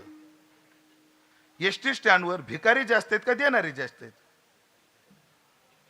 भिकारी चुकतंय हो. जाऊ द्या ना, तिथं काय जात, या मंडपातच देणारे तुम्ही सगळे, मागणारे आम्ही 2-4 जण. दाते जास्त आहे जगात, बहुत असती परी. शाश्वत देणारे नाहीत, न देती साचार. बरं, सम घेणे सम देणे या नाही प्रकार. सम काय? समम सर्वेषु भूतेषु तिष्ठन्तं परमेश्वरम. ब्रह्म सर्वगत सदा सम. परमात्मा सम आहे. देव देणारे कोण आहे जगामध्ये? या अर्थानं वेदांताच्या दृष्टीने आणि भक्तीच्या दृष्टीने जेवढं पुढच्याचं समर्पण आहे, त्याच्या समर्पणा एवढी त्याची काळजी घेणारे दाते आहेत का व्यवहारात? तू तर माऊली नाहीत. हे भविष्य सांगणारी माणसं फिरतात ना, हा, हे 1-2 वाक्यावरच यशस्वी आहेत. त्यांनी बरोबर नस पकडलेली. मला सुद्धा भविष्य लय चांगलं सांगता येत. ह्या सगळ्या मावशांचं मी एकदाच भविष्य सांगतो, ते तरी 10 रुपये घेतो, मी फुकट सांगतो. मावशा ऐकताय ना? माय तू मरमर करते, पण तुझ्या कष्टाची कदर कोणालाच नाही. खरंय का खोट? भाऊ, अरे तुझ्यासारखा कष्ट करणारा आहे वडवणीत नाही, पण तुझ्या घरात कदर होत नाही. खरंय का खोटं? खरंय. म्हणजे त्याला लय कळतं असं नाही, तुमच्यात हेच आहे म्हणून असं आहे. संसारात असंच आहे, सम घेणे सम देणे नाही. हो, जेवढा नवरा बायकोला समर्पित आहे तेवढी समर्पित बायको आहे का? जेवढा बाप मुलाला समर्पित आहे तेवढा मुलगा बापाला समर्पित आहे का? सम घेणे सम देणे या नाही प्रकार नाही. पुन्हा माग त्याची आशा थोर. आपल्याकडे जो याचक आला त्याच्या इच्छे पूर्त द्यायची कुवत कोण्या जात्यात? जेवढं मागितलं तेवढं देतात का? नाही देत कोणी. आज काय वार आहे? शुक्रवार. गेल्या रविवारची गोष्ट आहे, तुमच्या कानावर आली की नाही मला माहित नाही. माझं कीर्तन मुंबईला होतं आणि कीर्तनात नरेंद्र मोदी येऊन बसले होते. तुमच्या कानावर नाही? अरे तुम्हाला माहित नाही? तुम्ही असं का बघता माझ्याकडे? तुम्हाला खोटं वाटतंय का? खोटं वाटतंय का तुम्हाला हे? आणि तुम्हाला खोटं वाटणं साहजिक आहे, कारण हे खोटंच आहे. हे काय आहे? खोटच आहे. पण तुम्ही कोणाचं काही ऐकून घेता, माझं ज्ञान राव एवढं ऐकून. ऐका, नरेंद्र मोदी मला म्हटले, महाराज काय सुंदर कीर्तन केलं तुम्ही, बोला तुम्हाला काय दे. मी काय देता म्हणजे शॉल देऊ का. मी गठ्ठा पडलाय, पांघराय पुरत नाही म्हणून काय झालं. त्या सत्काराच्या शरी लोक कामून देतात काय माहित. आताच मंडळाला सांगतो, द्यायचं असेल तर आताच माप घेऊन जा आणि एखाद्या दुकानदारा दुकान उघडायला लावा.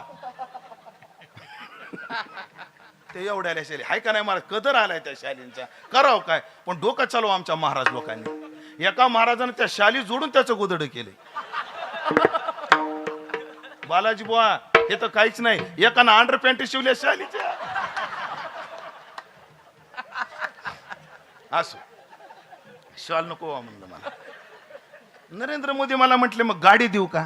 मी इनोवा घेऊन वर्षच झाले, गाडी नको म्हणे. मग मला तुम्हाला एखादा मठ बांधून देऊ का. नाही, परंपरेनं जे आले ना ते सांभाळायचे. कुठं वेगळा मठ. पंढरपुरात गेल्यावर लबड्याचा मठ का लोकांचा का आपलाच आहे. कशाला मठ बांधित बसाय दुसरं. मठ आहे नको. मग मला म्हणे, महाराज तुम्हाला देऊ काय. मला साहेब माझ्या सगळ्या इच्छा पूर्ण झाल्या, एक इच्छा पूर्ण करा. करा आपल्याला एकदा पंतप्रधान.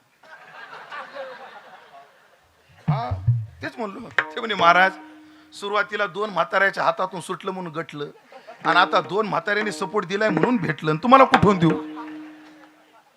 नाही महाराज शक्य. हो, माग त्याची आशा थोर, त्याने न गडे विचार. तेवढा विचार होत नाही. नामदेव महाराज एक वाक्य आहे, इच्छा पूर्ण होईल एवढं कुणी देत नाही व्यवहारात, आणि इच्छा संपूनच जाईल असंही कुणी देत नाही. पण देवा तू तसा दाता नाहीस. तू कसा आहेस. तू देताना अविनाश देतो.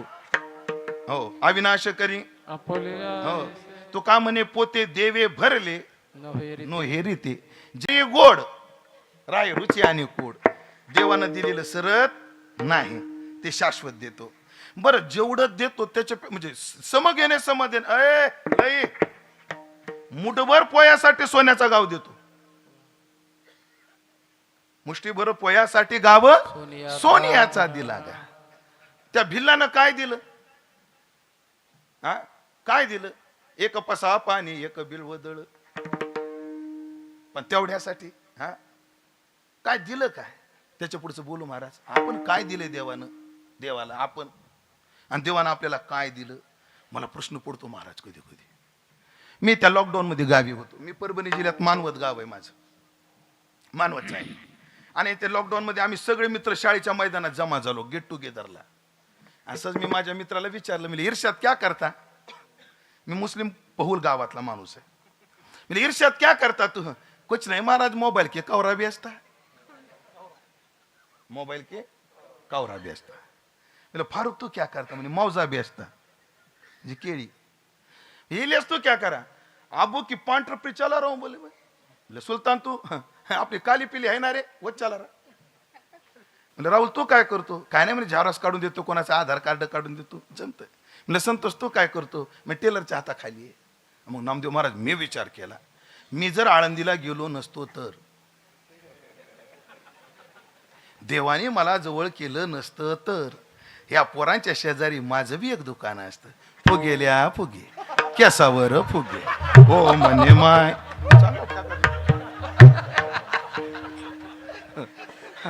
देवानं एवढं दिलं, आपण देवाला काय दिलं. काही दिलं नाही हो, तरी हा एवढं देतो.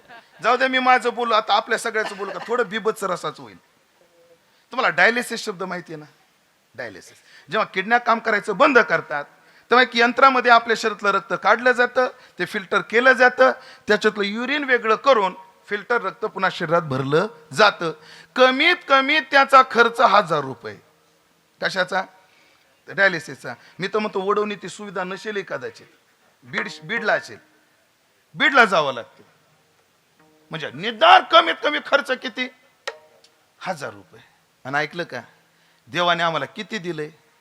किती दिले. माणूस एकदा लघवीला जाऊन आला की 1000 रुपये वसूल. लघवी म्हणजे काय. आपल्या शरीरातलं युरिनच बाजूला टाकतो ना आपण त्या किडनीच्या द्वारा. मग कधीतरी हिशोब लावत जा.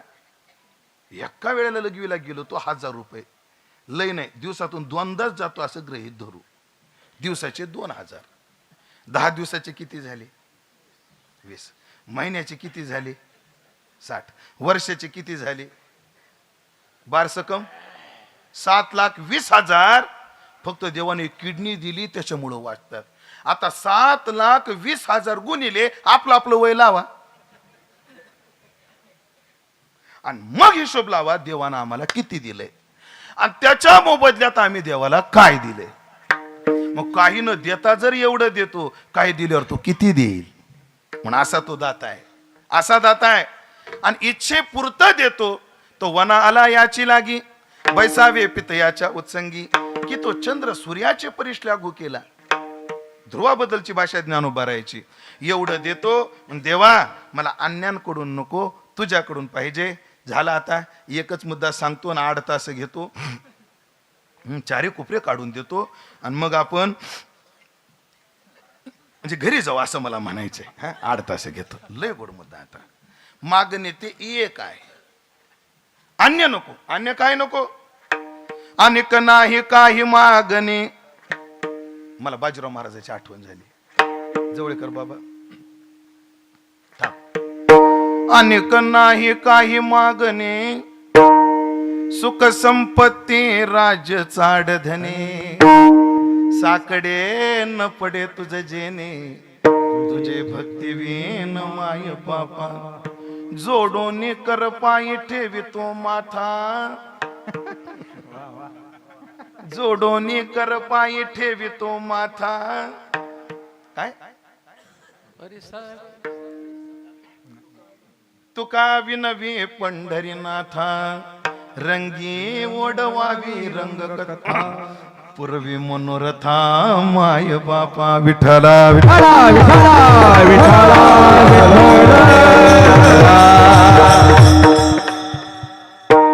अन्य का नको? हेच का पाहिजे तुम्हाला? अन्य का नको? कारण आम्हाला तो का म्हणे त्याचे कळले आम्हावर, तो का म्हणे त्याचे कळले आम्हावर, तुका म्हणे त्याचे कळले आम्हावर, तुका म्हणे त्याचे कळले आम्हावर, तुका म्हणे त्याचे कळले आम्हावर, तुका म्हणे त्याचे कळले आम्हावर, तुका म्हणे त्याचे कळले आम्हावर, तुका म्हणे त्याचे कळले आम्हावर. जे जे कर्म धर्म नाशवंत, जे जे कर्म धर्म नाशवंत नाशवंत, अनेक न लगे माईक पदार्थ, अनेक न लगे माईक पदार्थ. जे जे कर्म धर्म नाशिवंत, जे जे कर्म धर्म नाशिवंत नाशिवंत, अनेक न लगे माईक पदार्थ, अनेक न लगे माईक तुका पदार्थ. म्हणे त्याचे कळले आम्हावर, कळले आम्हावर, तुका म्हणे त्याचे कळले आम्हावर, कळले आम्हावर. जे जे कर्म धर्म नाशवंत नाशवंत, जे जे कर्म धर्म नाशवंत नाशवंत, जे जे कर्म धर्म नाशवंत नाशवंत, जे जे कर्म धर्म नाशवंत नाशवंत. अनेक न लगे माईक पदार्थ, माईक पदार्थ, अनेक न लगे माईक पदार्थ. अनेक न लगे माईक पदार्थ, माईक पदार्थ, अनेक न लगे माईक पदार्थ, माईक पदार्थ, माईक पदार्थ. साहेबराव नाना, साहेबराव नाना चरण एका चालीत म्हणायचे आणि ध्रुपद एका चालीत म्हणायचे. आणि ही चाल मी कोण्या चरणावर ऐकली ते सांगतो तुम्हाला, आठवलं म्हणून. धन्य धन्यतेचे ग्राम जेते हरीचे दास, जेते हरीचे दास, धन्यतेचे ग्राम जेते हरीचे दास. हे धन्यतेचे ग्राम जेते हरीचे दास, जेते हरीचे दास, धन्यतेचे ग्राम जेते हरीचे दास, जेते हरीचे दास, धन्यतेचे ग्राम जेते हरीचे दास, जेते हरीचे दास, धन्यतेचे ग्राम जेते हरीचे. होता महाराज.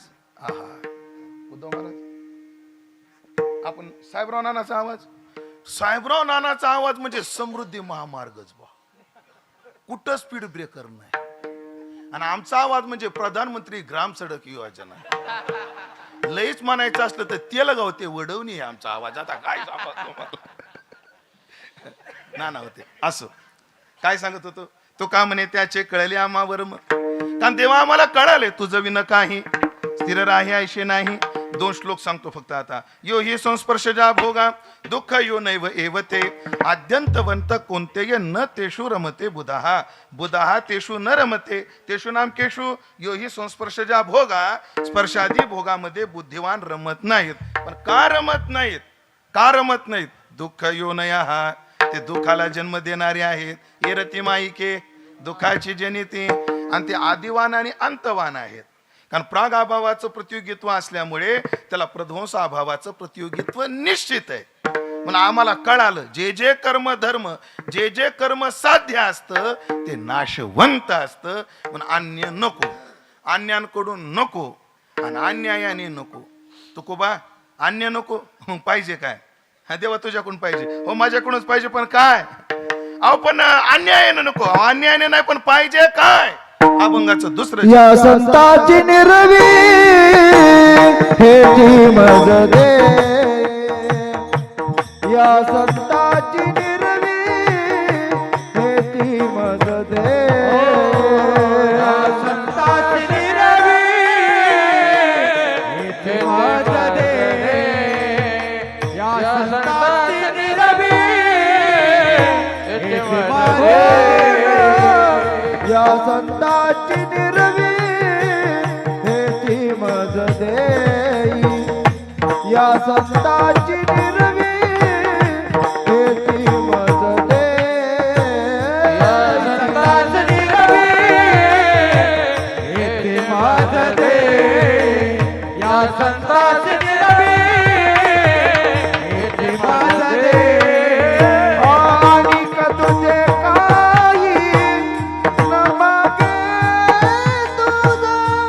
अनेक तुझे काय न मागे तुझं.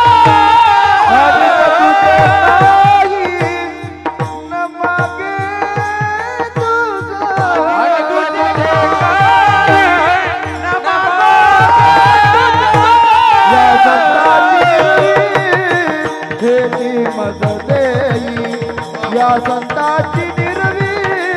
हे ती मज देई. या संताची निर्वी हे ती मज देई. या संताची निर्वी हे ती मज देई.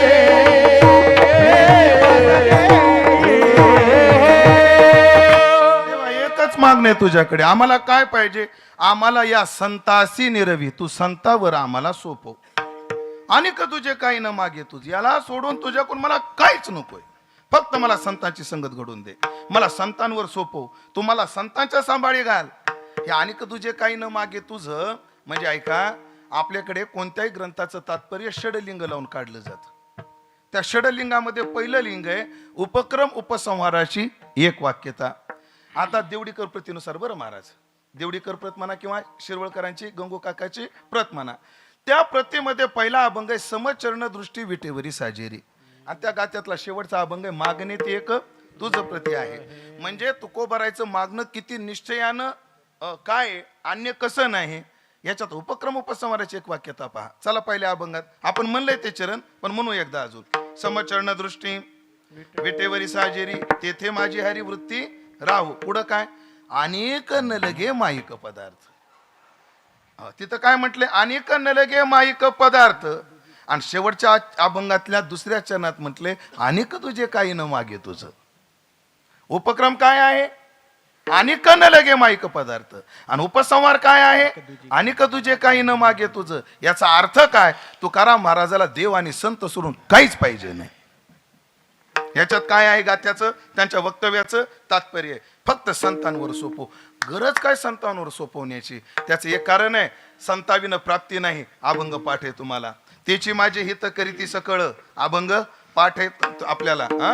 कारण त्यांच्याशिवाय आपल्याला सोडवणार कोणी नाही. मग सुटायचे कुठून? जिथं गुतलोय तिथून. मग कुठं गुतलोय? संसारात गुंतलो या संसारे, कैसा झालो से अंध. हो, मी माझे वाढवोनी माया तृष्णेचा बाध, स्वहित न दिसेची केला पुला वध. लागले काळ पाठी सवे काम हे क्रोध. इतके गुंतलोय महाराज, कंटाळलोय तरी सुट नाही. तुमचं काय मत आहे? पटवून देऊ का तुम्हाला? आधी माता मावल्या ना प्रश्न. ज्या ज्या बाईला मनासारखी सून भेटली तिने हात वर करा बरं. अयो आम्हा,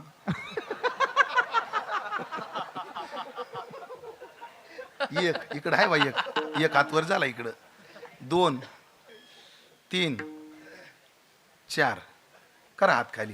नाही पण या चारही माता मौल्यांना विचारायचंय मला, तुम्ही मनान हात वर केला का सुनाच्या धाकानं केला तेवढे एकदा सांगा मला. उद्या पौर्णिमेच्या दिवशी आंबाबाई अंगात यायला नको, त्याच्यापेक्षा हात वर केलेला बरा. म्हणून तर केला नाही ना तुम्ही, असं काही नाही ना. हा तेच म्हणलं. नामदेव महाराज त्या कोपऱ्यात एक मावशी आहे, आता मग पहिल्यांदा आलोय, मला परिचय नाही. ती मावशी बघा, ती हात वर करू लागली पण शेजारीनं करू दिला नाही तिला. मी पाहत होतो इथं. अवघड आहे का नाही? अवघड आहे का नाही? आता तुमच्याकडे येतो या गल्लीला, ज्यांचं ज्यांचं लग्न झाले त्यांनी हात वर करा बरं.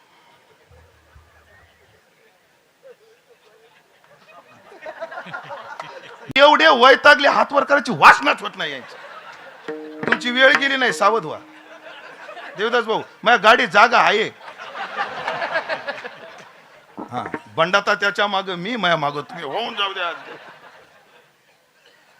ऐकलं का? जरी विनोदाचा भागवाचा केला, खरं बोलायचं खोटं बोलायचं नाही. आठवड्यातून एकदा तरी वाटतं का नाही सगळं सोडून कुठं तरी जावं? वाटतं का नाही? मग अडवलंय कोणी? अडवलंय कोणी? गुंतलो या संसारी लिगाडाचे माशी परी झाली परी, भय वाटे पर न सुटे हा संसार. सुटकाच होय ना याच्यातून. बरं बाकी कोणी बाकी सोडित नाही, उलट गुंतवतात. सोडवणारे कोण आहेत? तेथे कोणी सोडविना एका सद्गुरु वाचोनी, संसार ऐसा दारुनो जो भेटलाचे हरिशिणू. ते कोण आहेत? ते ज्ञानदानी सकरणू भजीचे गुरु. पटवून देतो तुम्हाला. भाऊ तुमचं नाव काय? गोविंद. थोडस बोलू तुमच्याशी. गोविंद भाऊ, तुमचं वय काय आता? 47. लग्न झाले. हा, हात वर नाही केला मगाची, मग काय झालं? बरं गोविंद भाऊ ऐका ऐका, 47 वय. किती लग्न झाले? किती दिवस झाले लग्नाला? 2 तप केले की राव पूर्ण मग गोविंद भाऊन? रौप्य महोत्सव आहे गोविंद भाऊचा आज. गोविंद भाऊ ऐका, तुम्हाला तो दिवस आठवतो का? हा, आठवतो. तुमच्या लग्नाला किती माणसं आली होती तरी अंदाजी? 200-300 होती. गोविंद भाऊ ऐका, तुम्हाला संसारात गुतवाय 300 आली होती. संसारात गुतवायला किती आली होती गोविंद भाऊला? 300. तुमच्या लग्नाला किती होती?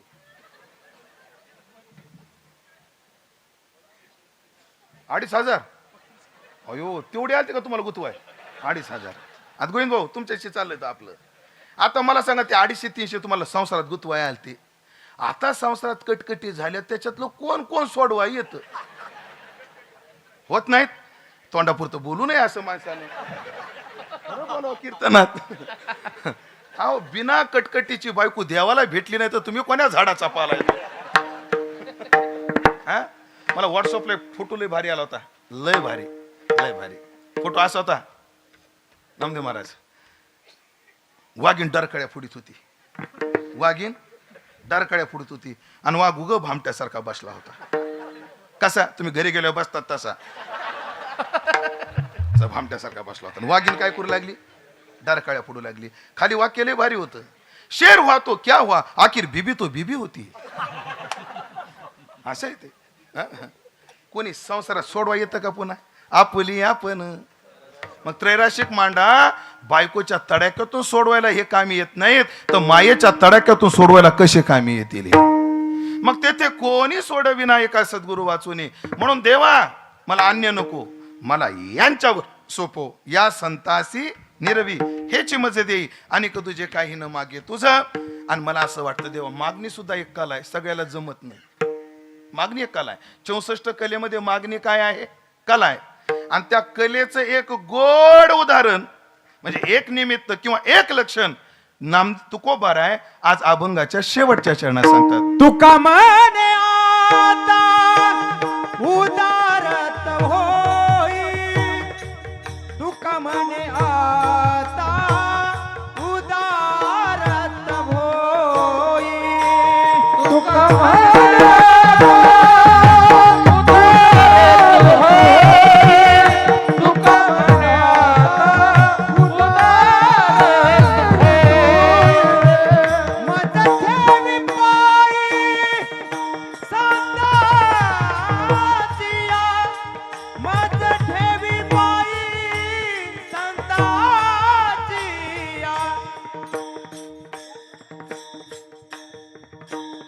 मज ठेवी पायी संताचिया.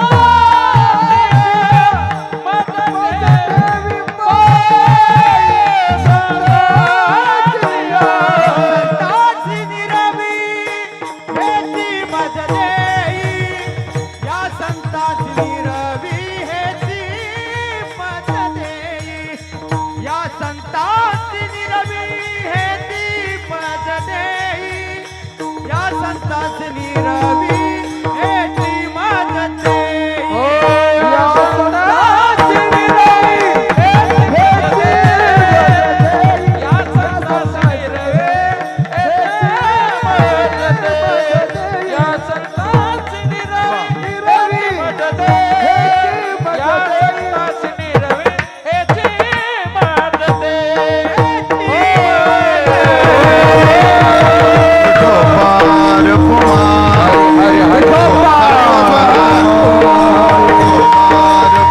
जय जय विठोबा कुंडलिक वरदाय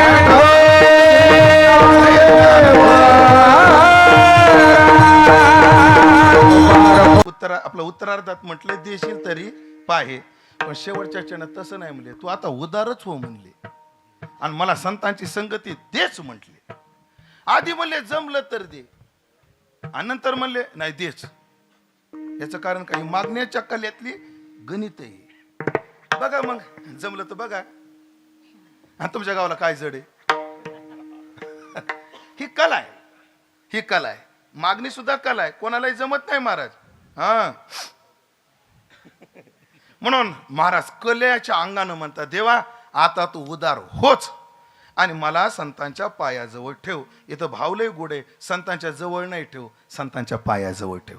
त्याचं कारण काय? संतांच्या जवळ राहण्यात कल्याण नाही, संतांच्या पायाजवळ राहण्यात कल्याण आहे. उदाहरण संतांच्या पायात फार मोठी ताकद आहे. का तुकाराम महाराज म्हणले नाही संतापाशी माझी संताची आहे पायी. हा कुठं विश्वास आहे? संताची आहे पायी. पाव सकळही सर्व सुखी आजी येथेची ओळखी, संतांची देखील मुखांबुजे का चरणांबुजे, चरणांबुजे. सकळही तीर्थे निवृत्तीचे पाशी का पायी पायी पायी. हा अजून सुख वाटे हेची ठाई पायी. तुका म्हणे सर्व सुख त्या संगती, घडेल पंगती संताचिया, घडेल पंगती संताचिया. तुका म्हणे सर्व सुख त्या संगती, संताचिया, घडेल पंगती संताचिया. लांबलं तर अनिरुद्ध बुवावर जिम्मेदारी आहे. आता संगती आणि पायी याची मला संगती लावावं लागणार आहे आता. हो तू का म्हणे सर्व सुख त्या संगती, घडेल पंगती संतांच्या, हे प्रमाण बरोबर आहे. पण पायाजवळ संतांच्या विशेष महत्व आहे. एक छोटस उदाहरण सगळ्याला माहिती आहे, फक्त निर्देश करून जातो. सेतू बंधनाचं काम चालू आहे. प्रत्येक जण आपल्या हातात बसेल एवढा दगड टाकतो, त्याच्यात एक खारुताई होती. खारुताई माहिती आहे ना, अशी 5-7 फुटाची असती. केवढी असती? अगदी छोटी. ती खारुताई सुद्धा आपल्या हातात बसेल एवढा खडा उचलायची आणि कशात टाकायची? त्या सेतूमध्ये टाकायची. तेव्हापासून एक वाक्प्रचार रूढ झाला, खारुताईचा वाटा. आणि ती खारुताई वाट ते खडे टाकायची. रामप्रभूनं पाहिलं, काय छोटा जीव आहे पण काय माझ्याविषयी प्रेम आहे. आणि प्रभूची नजर इकडं तिकडं झाली आणि ती खारुताई चिरचिर चिरचिर आरडली. खारुताई का रडली म्हणून प्रभूनं पाहिलं तर खारुताई बेशुद्ध पडली होती. रामप्रभूनं खारुताईला उचलून हातावर घेतलं, पाणी घेऊन तिच्या तोंडावर शिंपडलं, शुद्धीवर आली. थोडं पाणी पाजलं. कोणाला? कोणी? रामाने पाणी पाजलं. डोक्यावर हात फिरवला आणि मराठीत बोलू का इंग्रजीत बोलू? मराठीत बोलू ना, मग ती स्टेबल झाली. इंग्रजी बोलू, ती जरा स्थिर झाली. आणि प्रभूने विचारलं, खारुताई हे काय झालं? ही दशा तुझी कशी काय झाली? काय सांगू देवा, कामात गर्क होते, माझ्या शेपटीवर पाय दिला रे. कोणी दिला? सांग त्याचं नाव. कोणी तुझ्या शेपटीवर पाय दिला? खारुताई म्हणले, हनुमंतानं. रामप्रभू म्हणले, हा तर कार्यकर्ता निघाला आणि तो बी आतल्या गटातला निघाला. पण ते काय पक्षपाती राजकारण नव्हतं. खारुताई, हनुमान असो, लखन असो किंवा मी असो, सांग त्या हनुमंताला काय शिक्षा देऊ? खारुताई म्हणले, देवा शिक्षा देऊ नका, त्या हनुमंताचा सत्कार करा. भानावर आहे ना तू? हो. अगं मी लक्ष दिलं नसतं तर मिली असती तू. माहितीये देवा, तरी मी म्हणते हनुमंताला शिक्षा देऊ नका, हनुमंताचा सत्कार करा. पण खारुताई का? खारुताई म्हणली, प्रभू हनुमंतानं शेपटीवर पाय दिला म्हणून तर तुम्ही मला उचलून जवळ घेतलं. तुमच्या हातचं मला पाणी मिळालं. हे सगळे उपकार कोणाचे आहेत? चुकताय तुम्ही, अजून चुकताय. हनुमंताचे नाही, हनुमंताच्या पायाचे आहेत. ही ताकद त्यांच्या पायाजवळ असल्यामुळे मज ठेवी पायी संताची. मला संतांच्या पायाजवळ ठेव. एक सांगतो, तनु मनु जीवे, डोक्याशी डोकं लावावे, असं नाही ना? पाठ काय? चरणाशी लागावे. विदुर संत आहेत का नाही नामदेव महाराज? दुर्योधना रोज भेटत होते का नाही? मग का उद्धार झाला नाही? सर्व सुख त्या संगती. मग विदुराच्या संगतीत दुर्योधन का सुधारला नाही? त्याचं उत्तर एक आहे, धन्य काळ संत भेटी, वादच नाही. पण पायी मिठी पडली तो, पायी त्यांच्या मिठी पडली तर.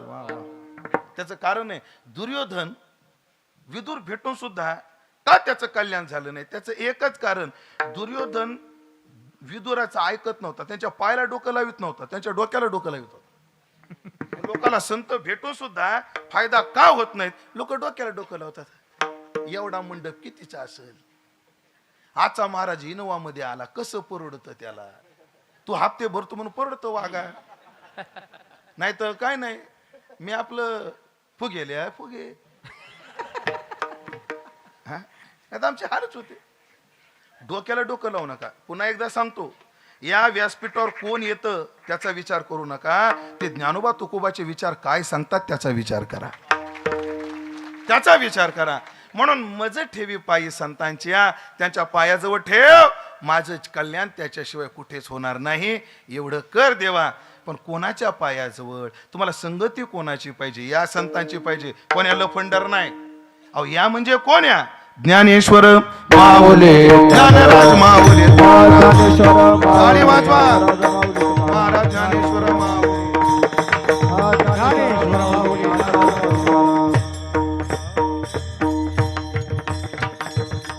सेवेचा भाग संपलेला आहे. माता चौंडेश्वरी भगवान गणपतीच्या दरबारातली सेवा आहे आणि शाकंभर पौर्णिमेचं निमित्त साधून आपण एवढ्या दिव्य भक्ती उत्सवाचं आयोजन करताय. त्यामध्ये सेवा करण्याचं सौभाग्य. ही सेवा पूर्णत्वाकडे जात असताना तुमच्यासारखे देवरूप श्रोते मंडळी, त्याचप्रमाणे वारकरी संप्रदायाचं गुणवैभव, भजन वैभव आज या मंडळीच्या रूपाने या ठिकाणी उपस्थित आहे. त्यामध्ये मृदंग क्षेत्रातलं एक दिग्गज नाव आदरणीय आमचे अनिकेत महाराज आणि वैभव महाराज, ही दोन मंडळी सुंदर वादक इथे आहेत. वादच नाही, दोन्ही खिलार आहेत. हा म्हणलाय की तयारच. हो, वादच नाही. काय पकवाज, काय काय लोकांची पकवाज ताकद कमी पडती आणि काय काय होतं, लय लोक भ्रमात आहेत महाराज. काय काय लोकांचा हात पळत नाही आणि लोक त्यांचे शिष्य म्हणतात आमच्या गुरुजीची लय लय टिकती, लयकारीनं वाजवा आमच्या गुरुजीन. अरे त्या गुरुजीचा हातच पळत नाही, तू काय म्हणतो लयकारीनं वाजवा? म्हणून अत्यंत गोड वादक. एकदा टाळ्या वाजवा लेकरांकरता. दोन्ही मृदंगाचार्य या ठिकाणी आहेत. त्याचप्रमाणे अत्यंत गोड गाळ्याचे धनी आणि आमचे बालपणापासूनचे मित्र, आमचे गुरुबंधू, सुंदर कीर्तनकारही आहेत, आवाजही गोड आहे आणि रामायणाला साथ करून करून आणि रामायणाचा अभ्यास करून करून आता रामकथा सुद्धा तेवढ्याच वजनात करणारे आमचे अनिरुद्ध महाराज कारकर तेही उपस्थित आहेत. सुंदर रामकथा, सुंदर कीर्तन गायन किती सुंदर आहे, 7 दिवसापासून तुम्ही अनुभवताय. आदरणीय आमचे अनिरुद्ध महाराज तेही आहेत. आमच्या परभणी जिल्ह्याचं वैभव आदरणीय आमचे मौली महाराज धारासुरकर, अत्यंत सेवानिष्ठ जीवन, अत्यंत गोड गाणं आणि स्वभावात तेवढीच शांतता, नम्रता, याचा गोड मिलाप आमच्या मौलीच्या जीवनात आहे. टाळी वाजवा. त्याचप्रमाणे जेवढं दिसणं सुंदर तेवढंच गाणं सुद्धा सुंदर. आत बाहेर चोखाळून सूर्य जैसा निर्मळो, अत्यंत तत्वनिष्ठ आदरणीय आमचे बालाजी महाराज सरकटे. तत्वाच्या बाबतीत एकदम परफेक्ट जीवन जगणारे आमचे बालाजी महाराज, त्यांची सुद्धा आज उपस्थिती या चिंतनात आहे. या सर्वांविषयी सद्भाव, आपल्या गावाचं पण वारकरी संप्रदायाचं एक अभ्यासू आणि उमलत व्यक्तिमत्व आमचे योगेश महाराज कानगावकर. सुंदर अभ्यास महाराज. पंढरपूरला चातुर्मास मध्ये मला वाटतं नवनाथ बाबा ना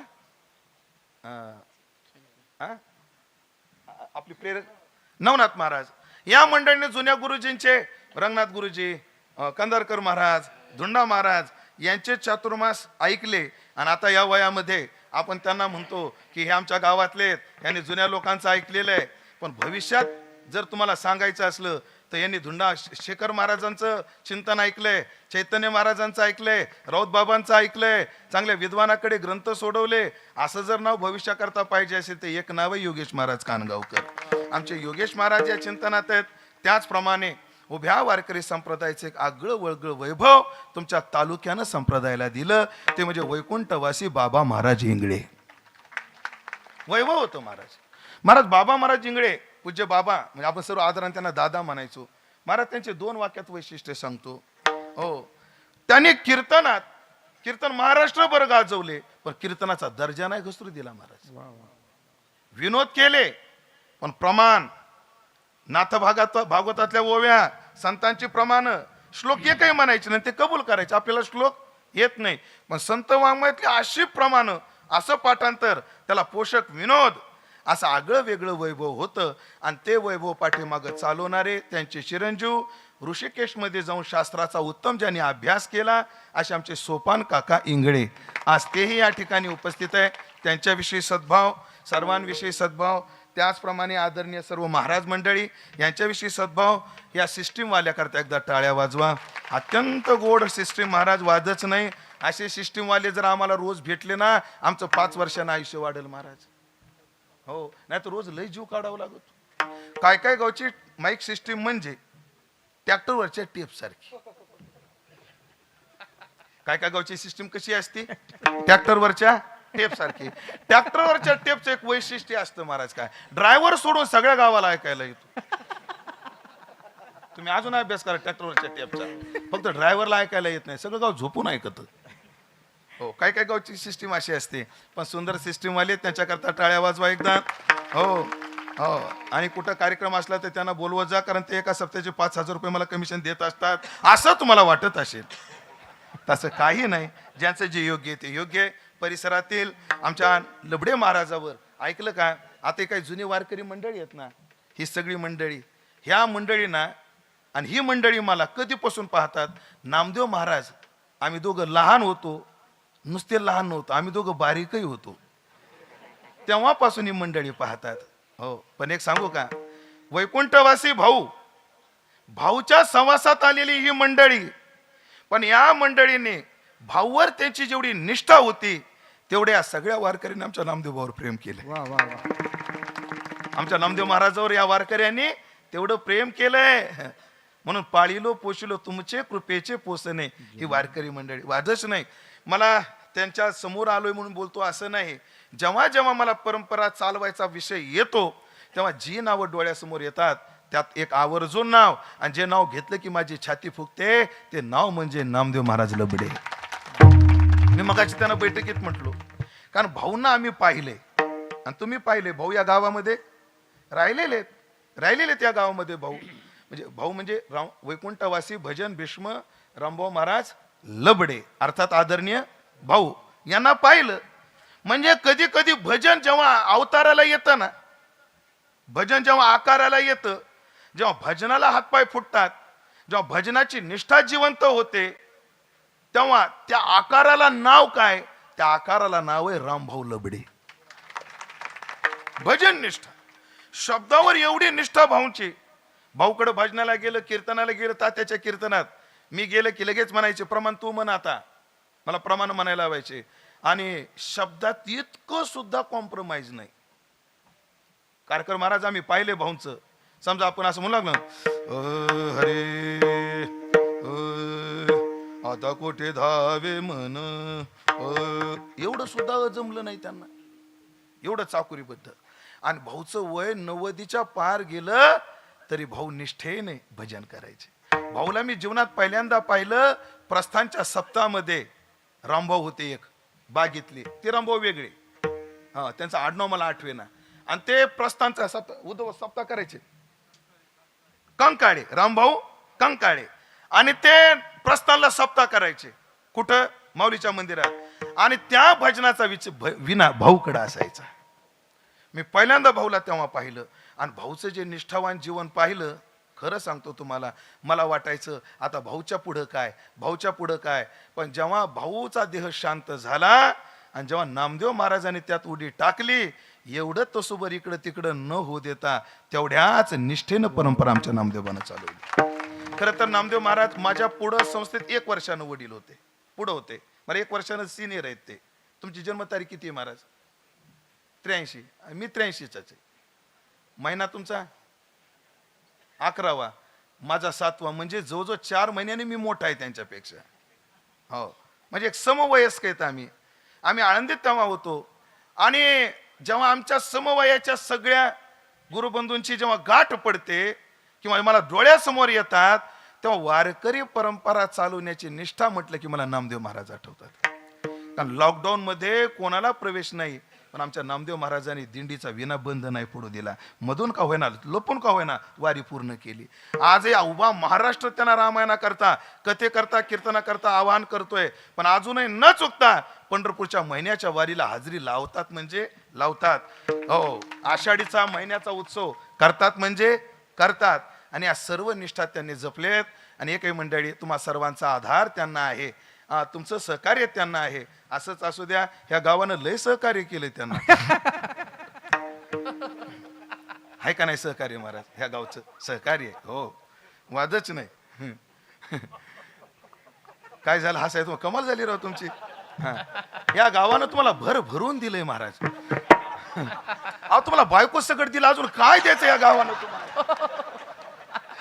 आदरणीय महाराजांचं या गावानं सुद्धा फार महाराजावर प्रेम आहे. आणि महाराजाचं सुद्धा गावावर प्रेम आहे. एवढा महाराष्ट्र गाजवणारा कीर्तनकार 7 दिवस राहतो, कीर्तनात टाळ घेऊन उभा राहतो. तुम्हाला संप्रदायात एकमेव उदाहरण आहे, हा माणूस आहे त्याच्यासाठी, बाकी उदाहरण नाहीये. म्हणून त्यांच्याविषयी सद्भाव व्यक्त करतो. त्यांच्यामुळे तुमचं दर्शन घडलं, तुमच्याविषयी सद्भाव आणि झालेली सेवा सद्गुरू जोग महाराजाच्या चरणी समर्पित करून, माझे गुरुवर्य बंडातात्या कराडकर त्यांच्या चरणी समर्पित करून सेवेला पूर्णविराम देतो. कीर्तन कमी केलेलं नाही, प्रमाण सुद्धा लई म्हणलो नाही. आज आपण मला दाट पेरल्या कणीच बारीक पडल. मी लय विचार केला महाराज. बघा 11 वाजलेत, जवळजवळ 8:30ला चालू झालेलं, अर्धा तास जास्त केले. लय इमानदारीने केलं महाराजने, लय इमानदारीने केलं. आता तुमची इमानदारी तुमच्याकडं नाही, तुम्ही वेगळा अर्थ करताय. मला अर्थार्थी याचा विचार करायचा नाही. याच्या पुढची वेळ किती वाचवायची याच्यावरून शेवटची चाल मीच म्हणणार आणि कीर्तनाला समारोप देणार. एकदा आपण तुकोबाराचं भजन करू, सेवा समाप्त. तुकाराम तुकाराम तुकाराम तुकाराम तुकाराम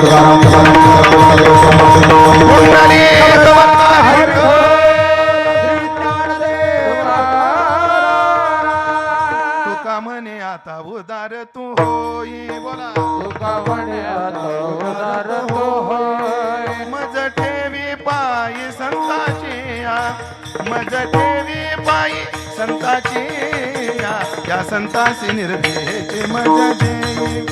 आणि तुझे काही न मागे तुझं मज ठेवी पाय संताचे, मज ठेवी पाय संतांची या संतांचे निर्मितीची मत दे आणि तुझे काही न मागो तुझा